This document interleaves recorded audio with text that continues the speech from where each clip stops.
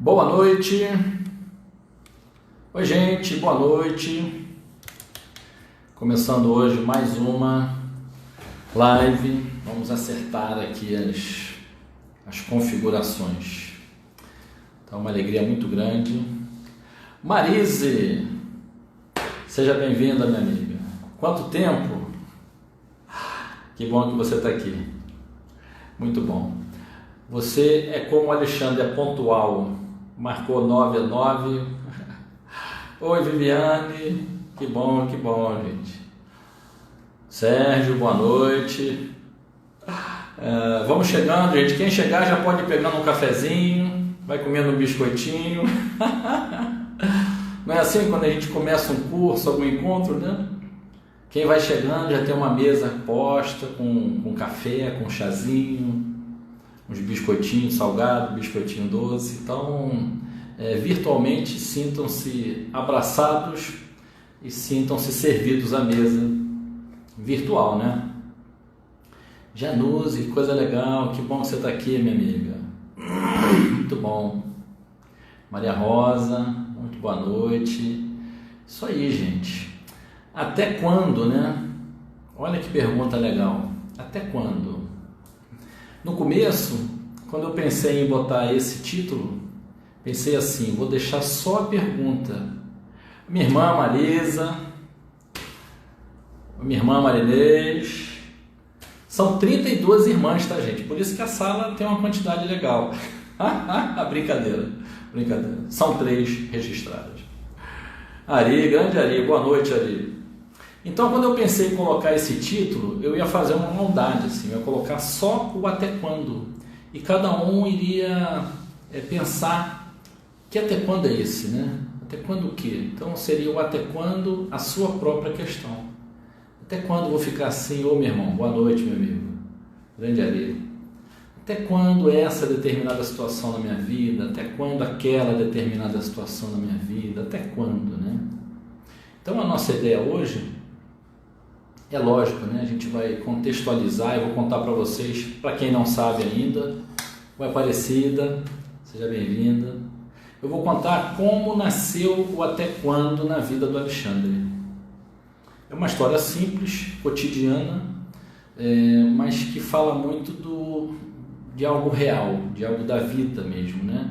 E a ideia, gente, é que talvez vocês possam se identificar com alguma questão ou ideia de alguma questão. Willa, que legal, gente, o pessoal está chegando aí. Vai se servindo aí, eu já falei para quem chegou antes, quem chegar pode ir servindo aí, tem um cafezinho ali, que tem uns biscoitinhos, vai entrando, fica à vontade, acha os melhores lugares para se sentar.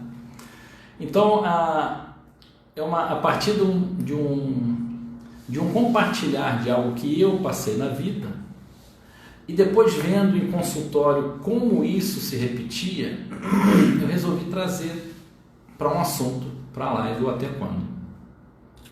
Só lembrando, gente, que os assuntos que eu venho trazendo e vou continuar a trazer, eles são... Oi, minha irmã, boa noite. Eles são coletâneas das experiências, das maiores situações, das situações mais corriqueiras, cotidianas de consultório. Então eu tenho um trabalho que eu fiz que se chama Percepções de Consultório, e ali eu fui elegendo, por estatística mesmo, as situações mais recorrentes, as dificuldades do processo terapêutico mais recorrentes. Quais eram as dificuldades, quais eram os problemas mais sérios pelos quais as pessoas passavam com mais frequência. Oi, Maria, tudo bem? Então, e resolvi trazer para as lives esses assuntos. Por isso que eu sempre digo no começo, como naqueles filmes antigos, né, gente? Qualquer semelhança com nomes, ou locais, ou lugares, é mera coincidência. Então, a gente vai falar aqui de assuntos de uma raça. Oi, Renata, boa noite. Que bom você estar aqui, minha amiga. Nós fazemos parte de uma mesma raça, nós fazemos parte da raça humana. Então é claro que todos nós temos as nossas individualidades, as nossas... Oi, Daniela, que bom que você está aqui, minha amiga. Todos nós temos as nossas características, as nossas questões muito pessoais, particulares, mas fazemos parte de uma raça. Então, se você olhar um formigueiro, ele tem determinados costumes, ele tem determinadas rotinas.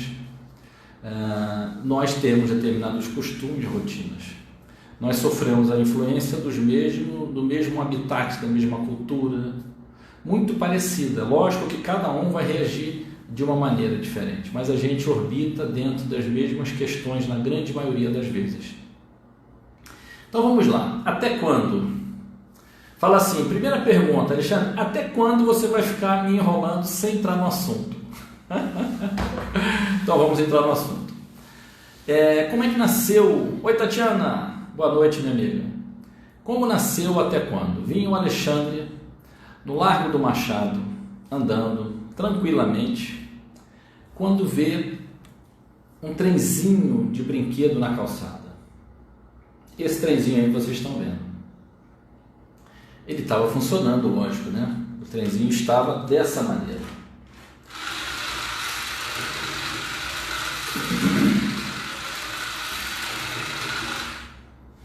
Bem bobinho, né? Fala, poxa, que decepção, cara, mostrar um trenzinho na live.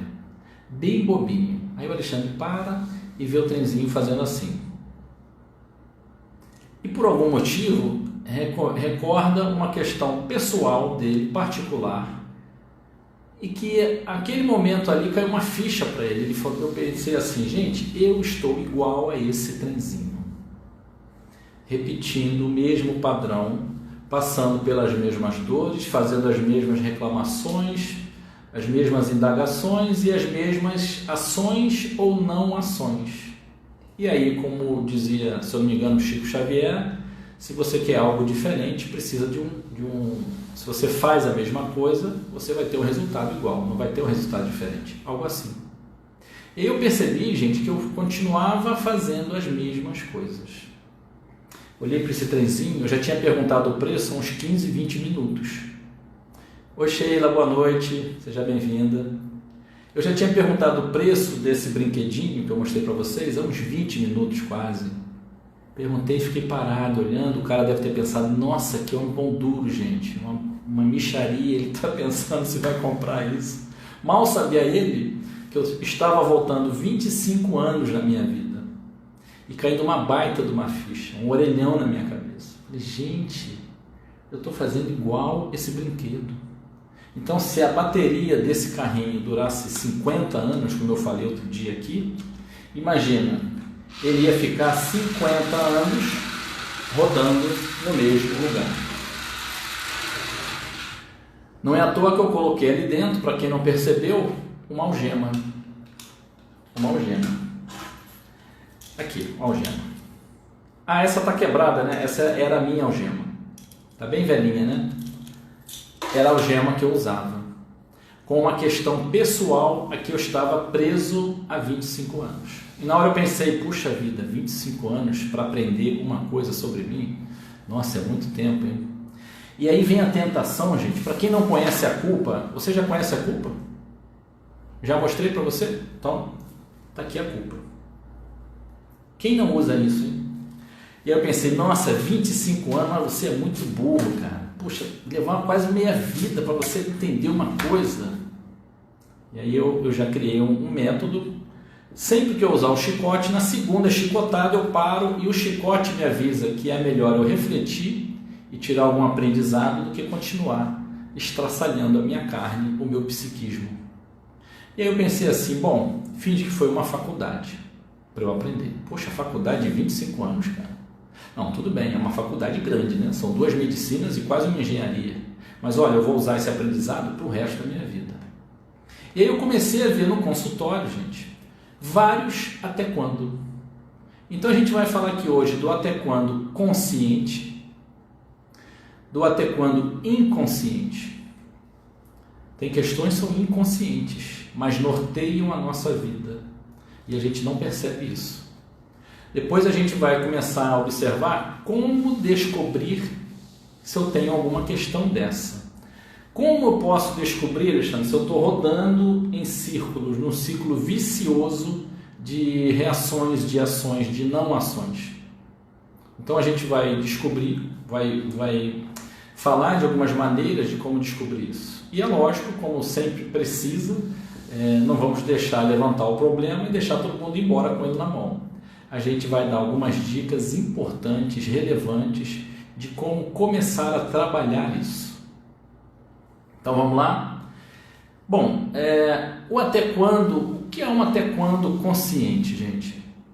Imagina que na sua vida, por mais que você faça... Oi, Michele, bom te ver, minha amiga. Por mais que você faça, só um adendozinho aqui, gente.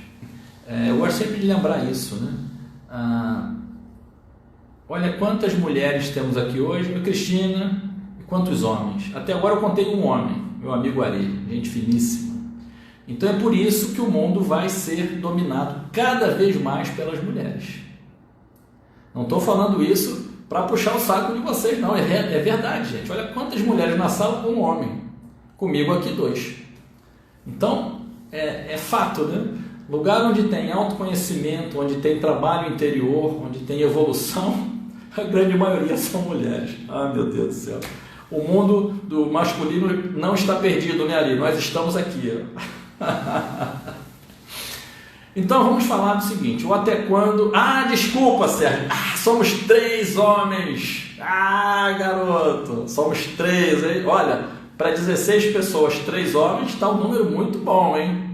Vai entrar mais, se Deus quiser. Vamos rezar para entrar mais homem aí nessa história. Nada contra, viu, gente? Mas o mundo precisa evoluir, né? Pelo amor de Deus. É isso aí, Will. Então imagina, gente, que na sua vida, e vocês vão começar a entender daqui a pouco qual é o apelo do até quando. E na verdade, ele não é uma pergunta, ele é um pedido nosso para vocês. Imagina que na sua vida você tem um emprego, um trabalho e se depara com uma pessoa, uma circunstância bem desagradável no trabalho. E aquilo perdura e vai te torturando até que você sai daquele trabalho, não aguenta mais, vai para outro trabalho. Procura outro emprego, acha outro emprego, tudo bem. Daqui a pouco você está no outro emprego, acontece uma outra coisa bem parecida. Te incomoda no mesmo lugar, a circunstância é diferente, o trabalho, as pessoas, filmes fortes com muita vontade de evoluir isso, filmes e fortes. Então no outro trabalho acontece de maneira diferente a mesma circunstância que te toca no mesmo lugar. Você começa a se incomodar, daqui a pouco pega e sai desse trabalho, vai para outro trabalho. E aí vão passando meses, anos, décadas. E quando você olha lá pelas tantas da sua vida, olha para trás, é um padrão que se repete na sua vida. Você troca de empresa, de ramo, de emprego, você vai virar um profissional autônomo, mas sempre o teu principal cliente ou o teu chefe tem aquele detalhe que te incomoda, aquilo que você não suporta e que acaba tendo que sair dali. Acontece também de outra maneira, você tem um relacionamento, então vamos dizer um relacionamento abusivo de alguma maneira, e aí você acaba terminando esse relacionamento. Acaba tendo um outro relacionamento e quando vai ver, tudo são flores, né? E depois de... Já enviou o link para os homens para ver se aumenta um pouco mais. Muito obrigado, meu amigo. E aí você começa um relacionamento, outro relacionamento, 3, 4, e a gente começa até praguejar, né? Falar, Deus tá bravo comigo, Deus esqueceu de mim. Não é possível, é uma perseguição. Toda pessoa com quem eu me relaciono tem essa questão que me incomoda nesse lugar aqui. E você troca, e você troca, e você troca. Quando olha para trás na sua vida, está acontecendo há décadas isso. Padrões que se repetem na sua vida. A grande maioria de nós tem padrões que se repetem na vida. Às vezes na questão financeira, sempre que você está começando a um equilíbrio, a conquistar alguma coisa, acontecem coisas do arco da velha e você volta para aquele lugar de insegurança, de desproteção, de sentimento de escassez, de medo. Você faz, por mais que você use a sua cabeça, se esforce, trabalhe 15, 18, 20 horas por dia, você está sempre voltando para o mesmo lugar. Um padrão que se repete. Os padrões se repetem na nossa vida de várias maneiras. E aí há algo que a gente tem de muito bom, gente, que é a capacidade de se adaptar a situações como acabar com esses padrões, né? Calma, calma, está começando a live. Nós vamos dar aqui, Angélica, não é uma receita de bolo, né? Nós somos individualidades. O que serve para um, às vezes, não encaixa tanto para o outro, mas é um caminho seguro para eu começar primeiro a identificar esses padrões.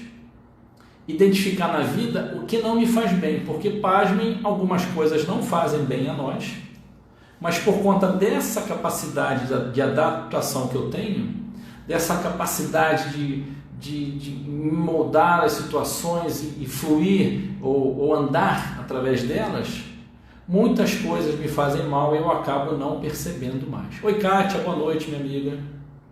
Então, essa capacidade que nós temos de nos adaptar às situações da vida é ótima, gente. Se não fosse isso, a gente provavelmente não estava vivo ainda. A gente já tinha sucumbido a tantos problemas, a tantas dores e desafios que a gente tem na vida. Então, percebe que, como todas as ferramentas que a gente tem na vida, depende do uso que eu faço dela. A nossa capacidade de se adaptar é imensa. Mas eu já vi muitos momentos, Sara, mas eu já vi muitas situações, e é uma palavra que hoje em dia me salta aos olhos, eu fico muito atento quando eu escuto, é assim, está tudo normal. E aí, como é que está, Alexandre? Como é que você está se sentindo? Mas está bem, está tudo normal. Está tranquilo.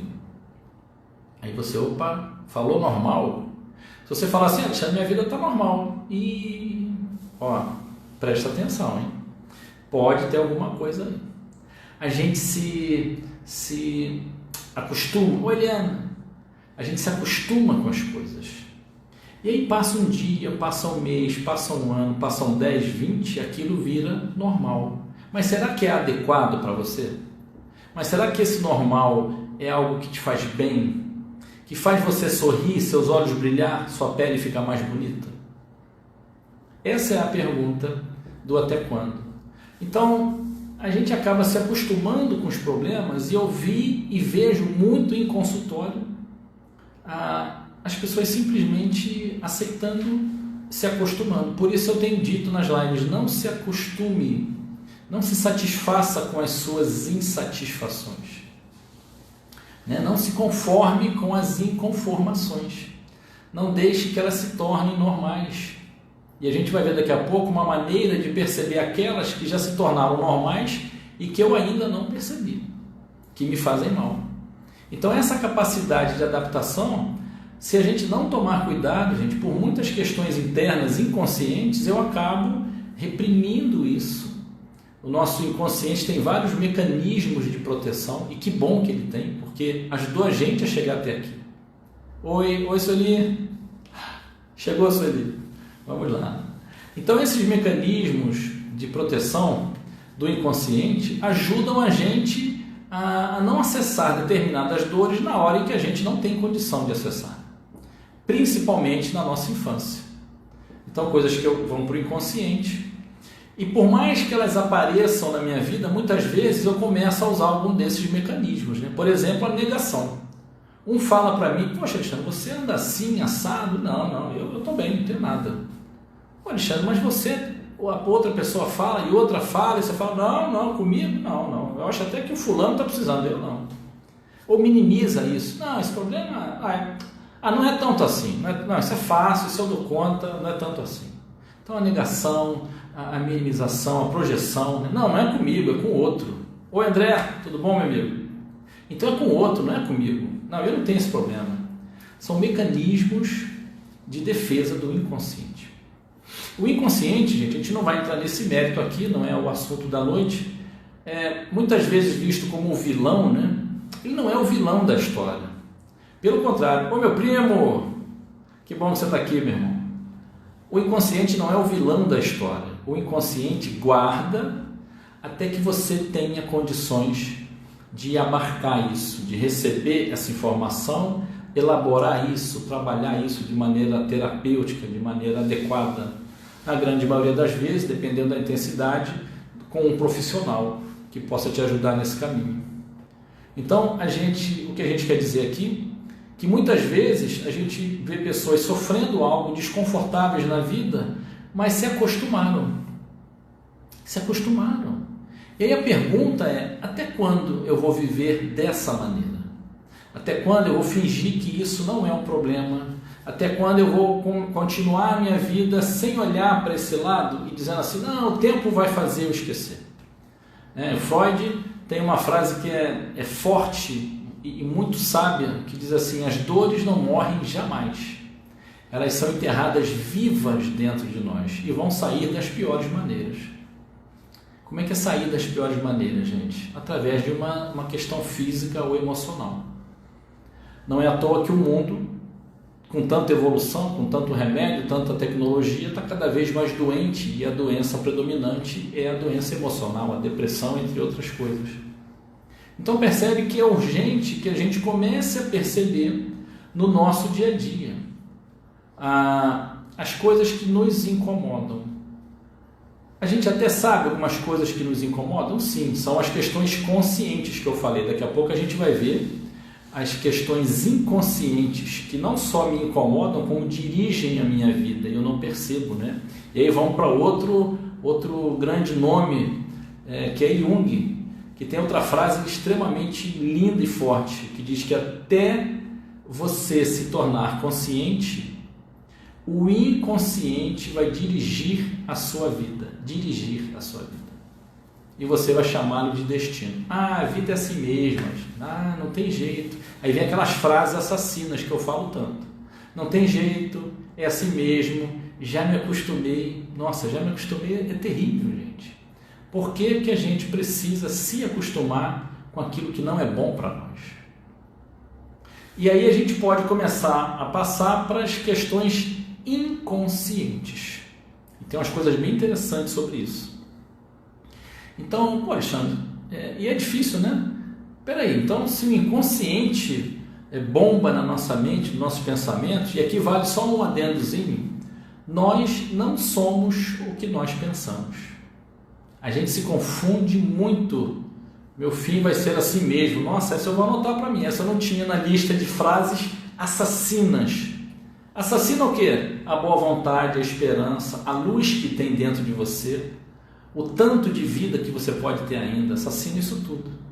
Meu fim vai ser assim mesmo. É terrível, gente. E é terrível ver um ser divino, um ser com a potencialidade que é um ser humano, se restringindo, se limitando. Esse é o apelo do até quando. Até quando, gente, sofrer? O mundo não vai ficar rosa, como eu costumo dizer, mas a gente pode se tornar cada vez mais livre das amarras do passado, das dores. Superei esse pensamento, graças a Deus. Que bom. Então, mais uma luz brilhante no mundo para ajudar a abertura de consciência do planeta. Então, a gente vai ver aqui as dores inconscientes. A gente sabe como é que eu vou saber descobrir se o troço é inconsciente, cara? É legal. A gente vai ver isso daqui a pouco. De que maneira eu posso perceber? Oi, Daniele, que bom que você está aqui, meu amigo. A gente vai ver uma maneira de perceber isso, uma maneira até muito simples, tá? Bem simples. E se vocês ficarem frustrados porque é muito simples, portanto, devem achar que coisas simples não são importantes, né? Ou não mudam a sua vida. E aí eu peço que você tampe o nariz e a boca por 3 minutos. E você vai ver como uma coisa simples como essa pode fazer muita diferença na vida. Questões inconscientes que podem estar aparecendo na minha vida de uma forma escondida. Na inteligência emocional Bioflow, que é a técnica com que eu atendo em consultório, tem um entendimento de que a maneira, incrível quantos ainda pensam assim. Sim, é verdade, Felipe. Muita gente ainda pensa dessa maneira. Então, na Bioflow, gente, a gente vê como é importante, e já tem estudos científicos hoje, ainda bem, que comprovam isso. O roteiro de nascimento, como nós chamamos na Bioflow, que compreende o momento da concepção até alguns meses depois do nascimento. É o momento principal. Lembra daquela frase, a primeira impressão é a que fica?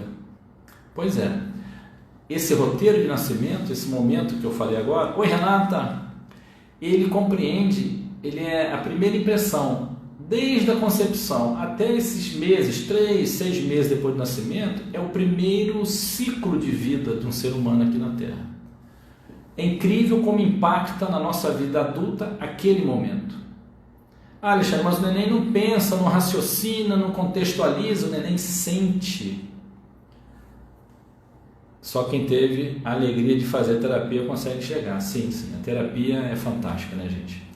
Pois vamos abrir um parêntese aqui. Quem faz exames tradicionais, regulares, vamos dizer, tradicionais não. Então, todo ano faço exame disso, daquilo, daquele outro. A grande maioria que faz esses exames não faz um exame periódico, que é o da cabeça.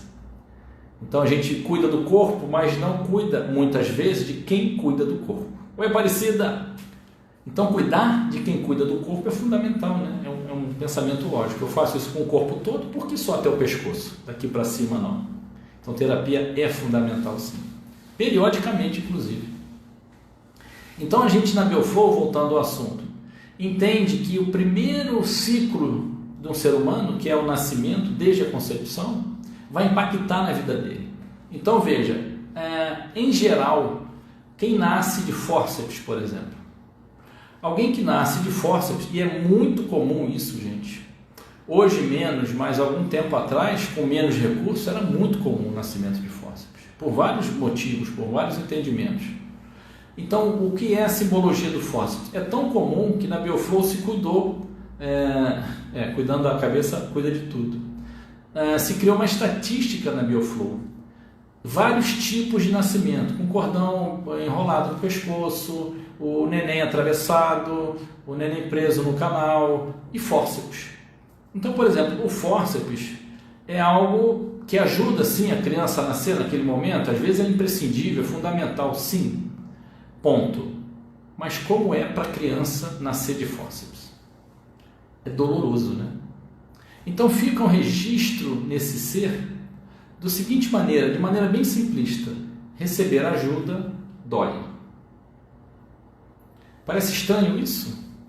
E aí você vai ver uma pessoa que nasceu de fórceps, normalmente, não é uma regra, tá, gente? Somos individualidade, mas a estatística é impressionante de como isso acontece. Uma pessoa adulta que, em geral, prefere não aceitar ajuda, prefere não procurar ajuda. Ela não quer ajuda, porque inconscientemente, e ela não sabe disso de maneira consciente, ela tem algo dentro dela que ela tem que contar somente com ela. Então, olha, a coisa está começando a agravar um pouco. Eu não preciso de ajuda. Aliás, eu não peço ajuda. Então, se eu não peço ajuda, eu estou sozinho. Se eu estou sozinho, eu tenho que colocar uma atenção em tudo que eu faço. Muita atenção, muita apreensão. Imagina você atravessar uma selva com uma expedição, com várias pessoas. Imagina uma outra situação, você atravessar uma selva sozinho. Oi, Érica. Atravessar uma selva sozinho. Concorda comigo que a tua atenção, a sua apreensão, a energia que você vai gastar, a atenção o tempo todo ali, porque você está sozinho, só pode contar contigo. Então olha como isso começa a mexer na sua vida. Por que, Alexandre, a gente não pode viver sozinho? Sim, pode viver sozinho. Somos seres gregários, mas nada impede que a gente viva sozinho. A questão não é essa, gente, e nem tem certo e errado, isso é importante. A questão é, se eu tenho um pensamento desse tipo, provavelmente eu vou negar algumas situações onde eu poderia, com ajuda, ir um pouco mais à frente, ou ir com menos esforço. Eu provavelmente vou ter um cansaço muito grande, vou ter um sentimento de uma certa solidão, eu vou ter algo dentro de mim me incomodando. Isso começa a nortear a minha vida. Então, pode ser que eu passe décadas, uma vida inteira, numa tensão tremenda, sobrecarregado, ombros sempre doloridos, as costas sempre incomodando. Oi, Marta. E não consiga fluir direito na vida. É muito pesado para a minha vida. Mas eu já acostumei. E olha aí o até quando, gente. Eu acostumei, faço isso desde que nasci. Não estou tendo uma vida agradável, leve como eu gostaria, mas já acostumei tanto que quando alguém me pergunta, eu faço, não, está tranquilo, está bem. Várias vezes em consultório, Várias vezes eu escutei pessoas surpresas quando eu perguntei: sente apertar o maxilar? Sente que ele faz um pouco de força entre os dentes, um contra o outro? Aí a pessoa falou: sim, mas isso é normal, né? Eu falei: não, isso não é normal. Normal é você estar de maneira confortável, os dentes encostados, a linguinha lá no céu da boca. A sua linguinha está no céu da boca? Fica atento, isso é importante. Então, o normal é você estar com a boca fechada, mas sem fazer força. Mas era tão tranquilo, era tão normal, era tão tranquilo, está tranquilo. Eu estou assim, ó. Mas isso aqui não é normal, Alexandre? Não, isso não é normal, cara. Se você está assim, é porque você está irritado, está nervoso. É porque você está sendo contrariado. Então, olha como o normal, o tranquilo, é perigoso, gente. É perigoso. Enquanto eu não olho de fora para isso, ô Eliana, para mim está tudo bem, está normal, mas como é que está a vida? A gente vai ver daqui a pouco, como é que a gente percebe isso. Então o fórceps é um exemplo disso, de como a gente pode detectar isso.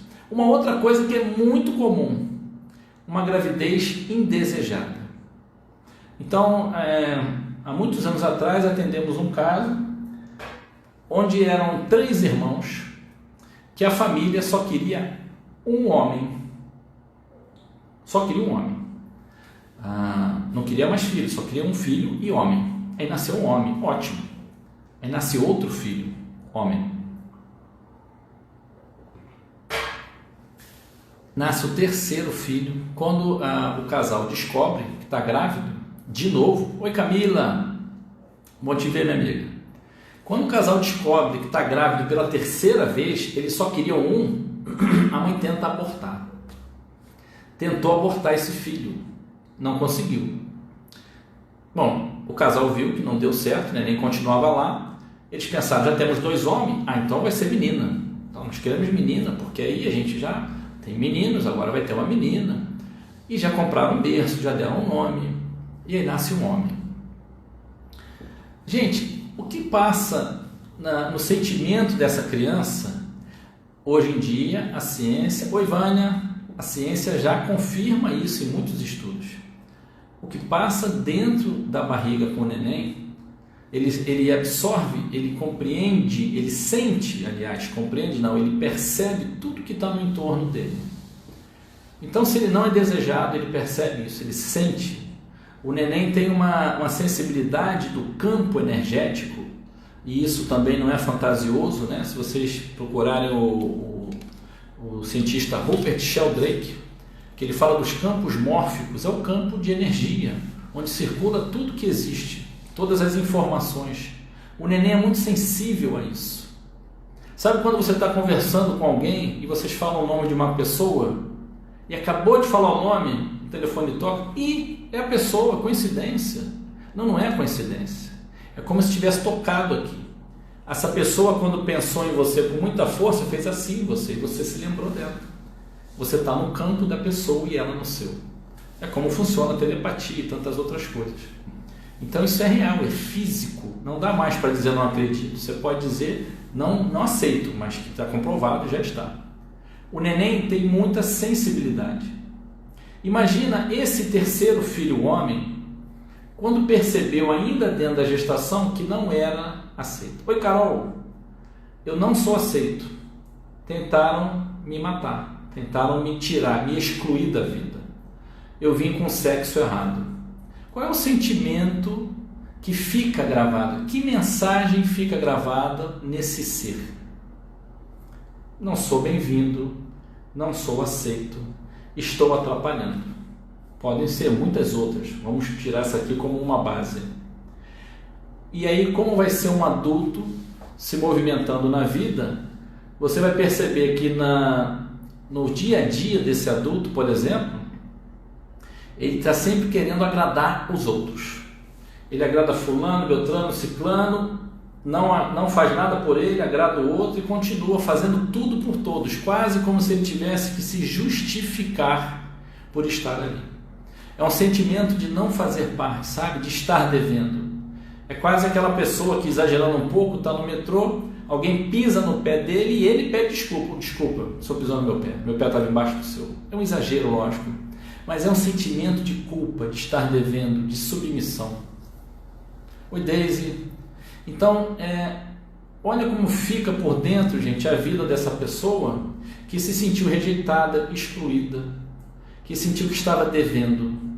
Talvez você conheça algumas pessoas, e a gente não está falando de bondade, de fraternidade, isso é uma coisa.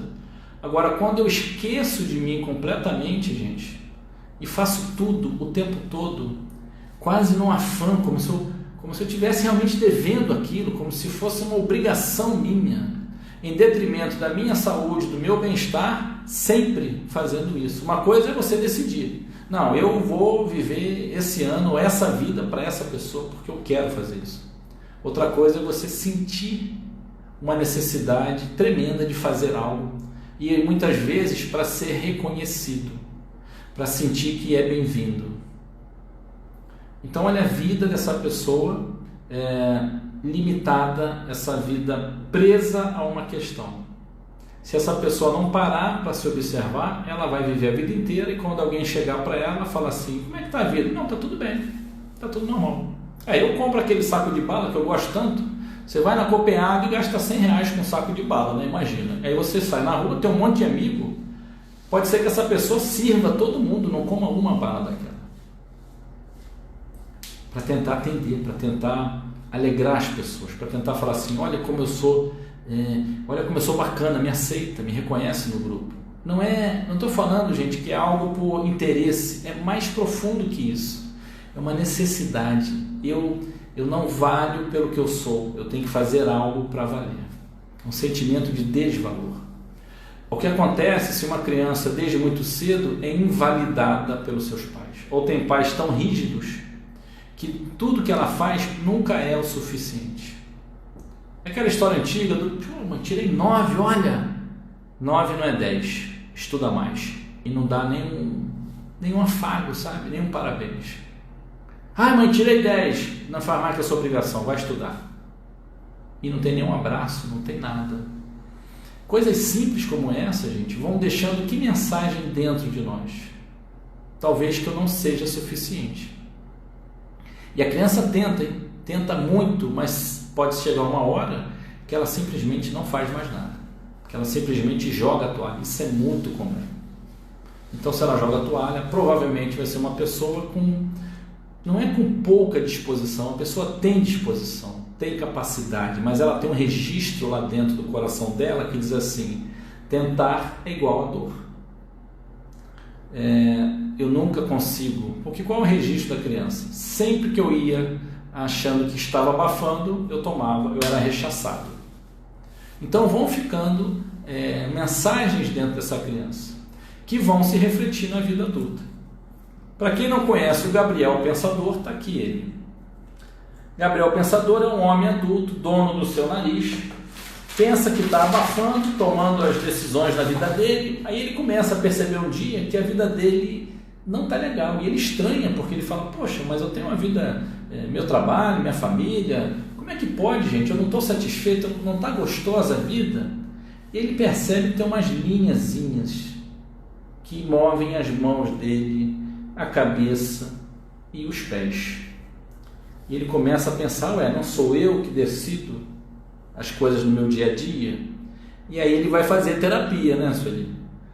E aí ele descobre que tem alguém que decide as coisas por ele. As dores da criança dele. A partir dos traumas que ele viveu, a partir das crenças que ele construiu sem saber. Eu não sou bom o bastante, eu não tenho valor. Ou então, como a gente escutava muito antigamente, a vida é uma luta, a vida é sacrifício. Quanto de nós não escutaram isso, né? Dinheiro é sujo, dinheiro dá problema. Eu vi na minha família dinheiro não. Eu vi na minha família alguns traumas e personalidades destruírem amizades por causa do dinheiro. Qual é a imagem que eu tinha do dinheiro? Dinheiro? Não. Dinheiro é igual à dor do amor, à separação dos amores. Porque eu, com as minhas irmãs, ficamos longe de pessoas por muito tempo, por causa de problemas com dinheiro. Então a gente cresce lutando para ter dinheiro, mas aqui o coração fala assim, não senhor, Se você ganhar dinheiro, sabe o que vai acontecer? Não vai se afastar dos amores. Então olha, gente, as mensagens que vão ficando na nossa vida. E o que acontece na vida de alguém que aqui não quer dinheiro, por mais que aqui faça para conseguir, não consegue. São os padrões que nós falamos. Estou quase conseguindo, acontece alguma coisa, cai tudo. Que nem castelinho de areia. Você está lá no finalzinho, cai tudo. E fica, e aí começa a se achar incapaz. E aí vem o que, gente? Cadê ele? E aí eu começo a tentar, não consigo, tentar. Ô minha amiga, que bom que você está aqui. E aí você começa a tentar, não consegue, fala que eu não tenho jeito. Eu sou burro mesmo. Ih, ó, tá vendo? Nunca consigo. O chicote, a culpa, né? Lembra da proposta? Sempre que você se pegar na segunda, na terceira chicotada, para e pensa o que de produtivo, o que de mais produtivo você pode fazer a respeito dessa questão que você acabou de perceber. Tem uma frase bem bacana que diz assim: a culpa é um ótimo despertador, mas é uma péssima companhia.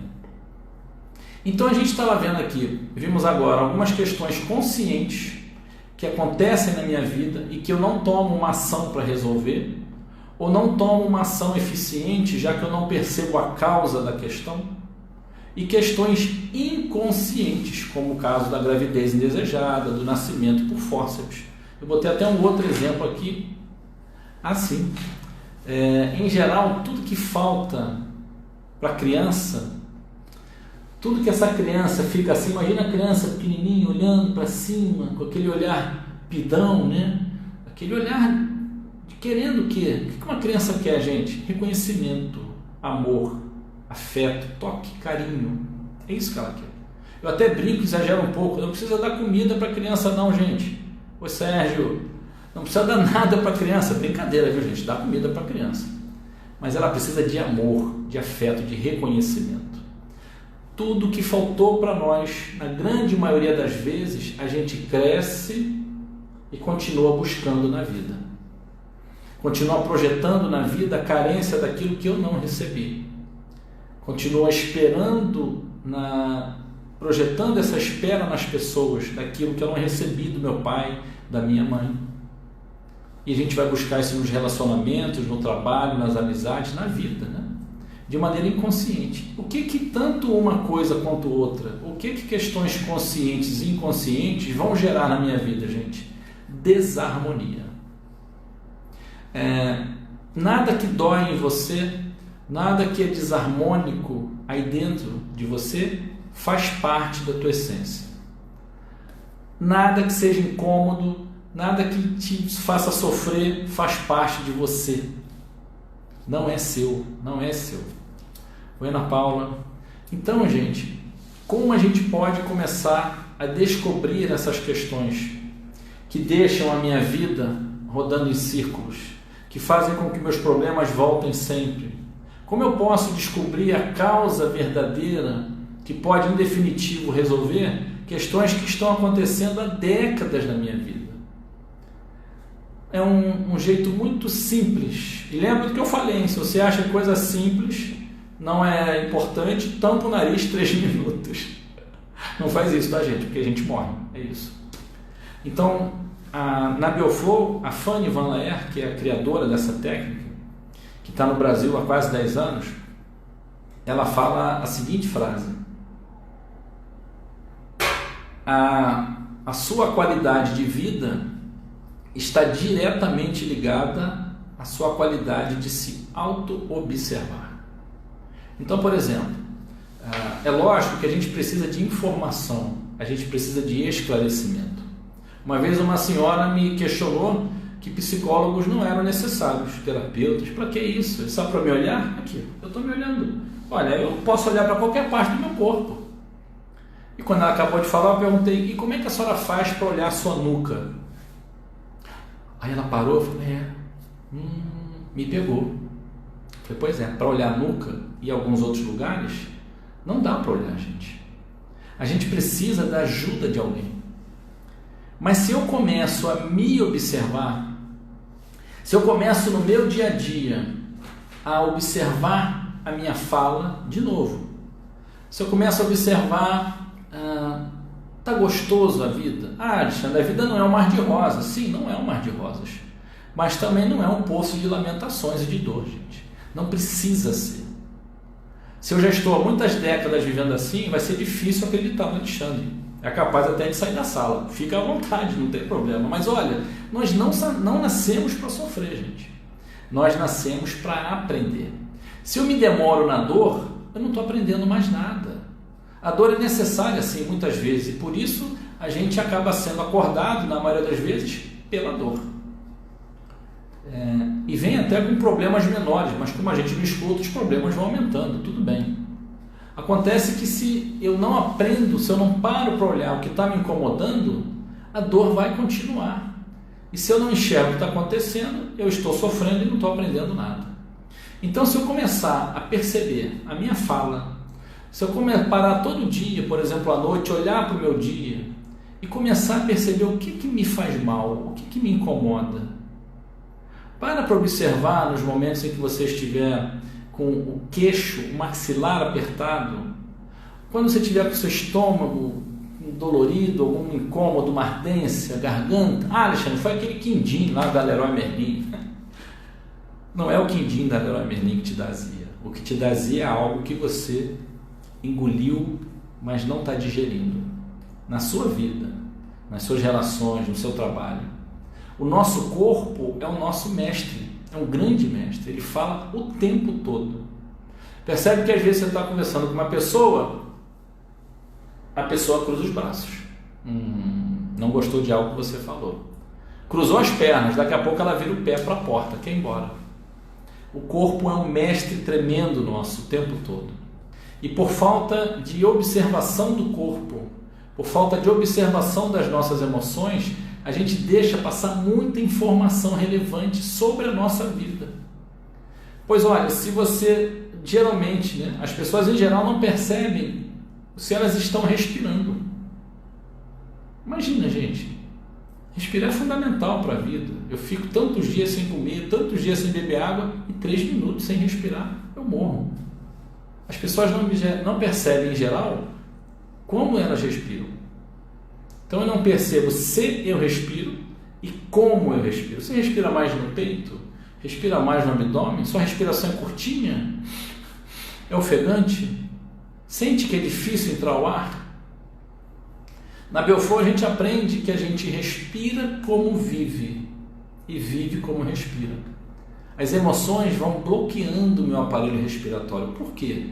Porque o corpo, num automatismo, numa sabedoria interna, ele sabe que a ligação dele com a vida é a respiração. Se a vida leva dor para ele, ele respira menos, para sentir menos. O que eu quero dizer, gente, é que se você está na sua vida, tem a sua vida, a sua família, as suas coisas, mas sente um desconforto, sabe quando você comprou a camisa do número errado e aquilo está extremamente desconfortável? Você olha e fala assim, o que é, Alexandre? Está com pulga, cara? Você não está inquieto? Você não está satisfeito? Pô, você tem uma vida assim, assado? Pô, você tinha que estar feliz, cara. Está reclamando da vida? Perdi a culpa de novo, está aqui. Aí você fala assim, é mesmo, né? Eu tenho tudo para estar feliz. Pô, eu não estou feliz, caramba, eu tinha que estar feliz. E vai chicote de novo. Se você sente o incômodo da vida, é a vida querendo te falar alguma coisa. Se você está tendo problemas na vida, é a vida querendo te dizer alguma coisa, para o seu bem, para o seu aprendizado. Como eu vou perceber as questões que me incomodam na vida? Observando a própria vida, observando como eu me trato. A gente fez uma live semana passada, como é que você se trata? Na semana retrasada, onde é que está a solução do problema? Que é olhar para o próprio problema. Mas às vezes eu nem sei que eu tenho um problema. Então as pessoas me falam, eu não dou atenção, vem um aviso, vem uma fala, aí vem uma questão física. É urgente que a gente se observe. É urgente que a gente comece a olhar para nós e poder perceber o que a gente está sentindo de fato na vida. E parar de fingir muitas vezes, gente. Olha, não tem certo nem errado, tá, gente? A gente pode fingir sim, a gente pode fazer o que quiser da nossa vida. Mas a gente que trabalha em consultório e olha para o dia a dia das pessoas, para a vida, percebe o quanto de dor podia ser evitada se eu começasse a me responsabilizar pelas minhas dores. Eu acho que é o Dr. Carlos Veiga que fala: quem procura culpados não quer olhar para dentro, né? Não quer olhar, não quer resolver, quer achar um culpado. No mundo corporativo eu escutava de um amigo que teve aqui outro dia, o Hélio Merim, assim: a culpa é sua, pode dar ela para quem você quiser. Então, quando a gente pergunta até quando, gente, até quando você vai ficar nessa? Até quando você vai não permitir ter uma vida mais leve? Até quando você vai se permitir, às vezes até de forma consciente, continuar rodando nesse círculo interminável que não vai te levar para lugar nenhum? Esse carrinho que eu botei aqui no trilho, quando eu ligo ele começa no trilho, ele já sabe onde é que ele vai sair, no mesmo lugar.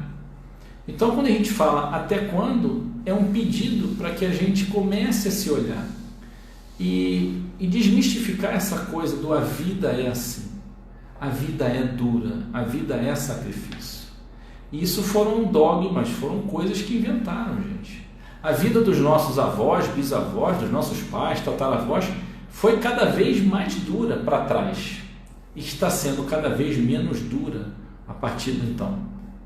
A gente não precisa mais perpetuar alguns aprendizados que vêm da nossa ancestralidade. Pelo contrário, é função nossa, com toda a informação que a gente tem hoje, com todas as coisas que a gente pode perceber hoje, começar a transmutar isso, a pegar as dores e transformar ela em soluções, em curas, né?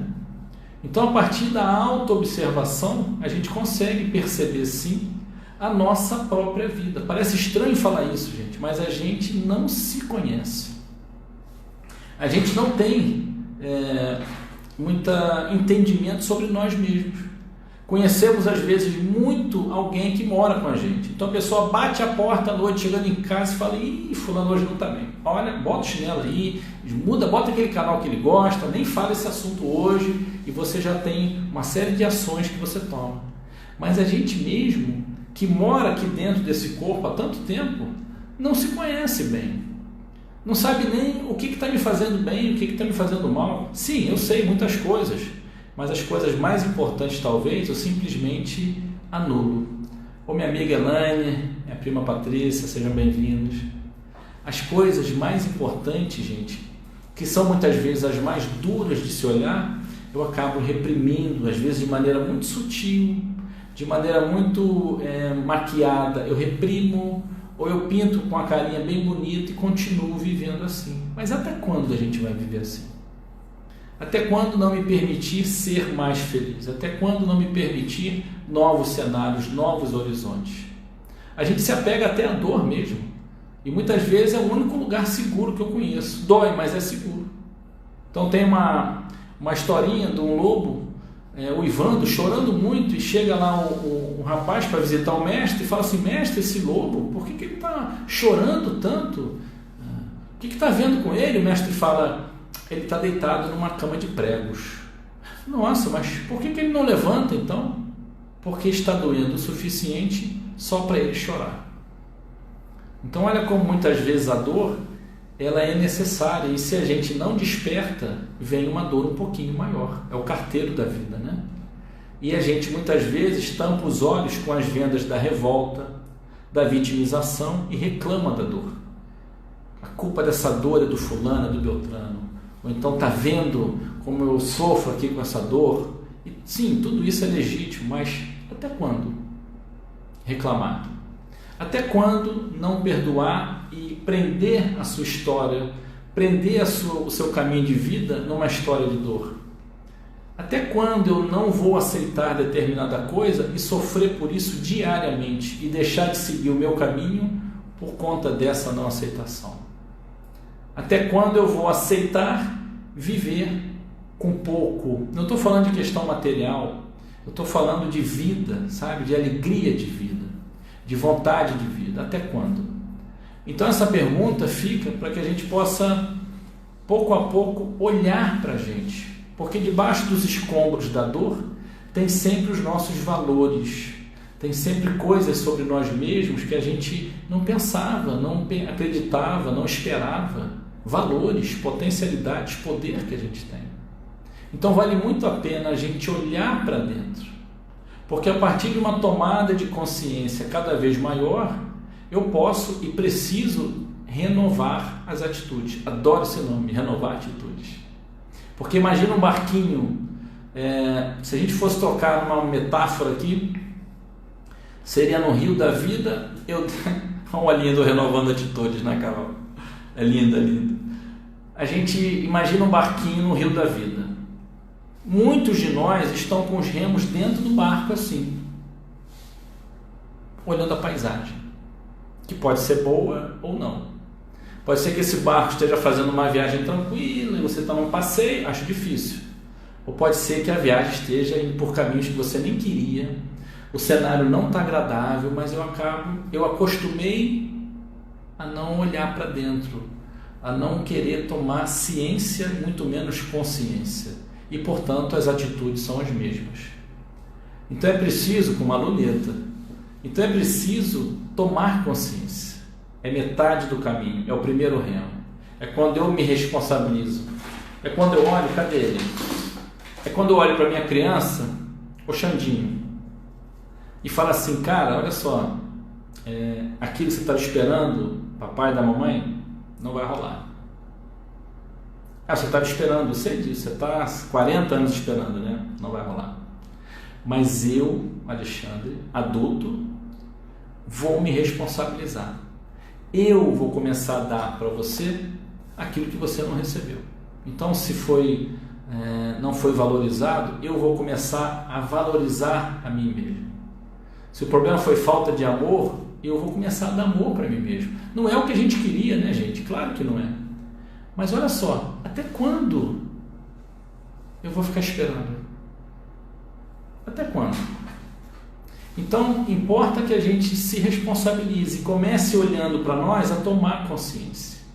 Mas como todo barco que se preza, se você remar só com um remo, você vai ficar rodando no mesmo lugar. Então precisa de atitudes. Mas se eu tomar atitudes inconscientes, vou ficar rodando para o outro lado, no mesmo lugar. Então, gente, a ideia é, a partir de um trabalho de olhar para dentro, que pode ser feito por você mesmo, E pode ser que você precise, sim, principalmente em questões mais intensas, mais profundas, mais doloridas, de uma ajuda profissional. Tomar consciência e começar pouco a pouco, e tem lá uma live, a pressa da solução, pouco a pouco a tomar atitudes conscientes, consciência e atitude. E a sua vida muda. E quando eu falo que a vida muda, gente, não estou falando de mágica, não, nem de remédio absurdamente poderoso e fantasioso. Eu estou falando de questões muito reais. Então, é preciso e urgente que a gente acorde para a nossa vida e tenha a certeza cada vez maior de que eu mereço ser feliz. E aí eu vou receitar um remédio que hoje eu trouxe aqui. Então, olha que legal. Remédio, gente. O Alexandre receita remédio? Receita. É abusado ele, né? Dá para ler aqui? Genérico, tá? Mas faz bem. Para o seu processo de autodescobrimento, você vai precisar de remédio. Amorosidade e paciência com você. E como diz a Luciana Galvão, sem pressa e sem pausa. Bacana o remédio, né? No nosso processo de autoconhecimento, gente, é muito importante, é fundamental que eu entenda que é um processo e que nesse caminho eu preciso mesmo muito de amorosidade comigo mesmo e de paciência nessa caminhada. Muito obrigado a vocês todos que dedicaram a coisa mais importante que vocês têm, que é o tempo. Se vocês tiverem dúvidas em alguma coisa que eu puder ajudar, manda uma mensagem lá no direct e eu vou ter o maior prazer em responder. Tá bom, gente? Um beijo para todas. Um beijo para os representantes masculinos da live. Fiquem com Deus, um ótimo final de semana, tá, gente? Gratidão, Eliana, Ana Paula, valeu, gente. Beijão, Willa, Cristiana, que legal, Kátia. Vamos lá, falta pouco. Sueli, Michele, minha irmã Marisa. 20 segundos, gente. Um abraço para vocês. Fiquem com Deus. Um beijão. Muito bom, muito bom. Renata, Sérgio, olha aí, 14. Vamos contar de regressivo agora, hein? Valeu, Carol. Muita luz, meu irmão, para você também. Tchau, Marta, Kátia. 3, 2, 1.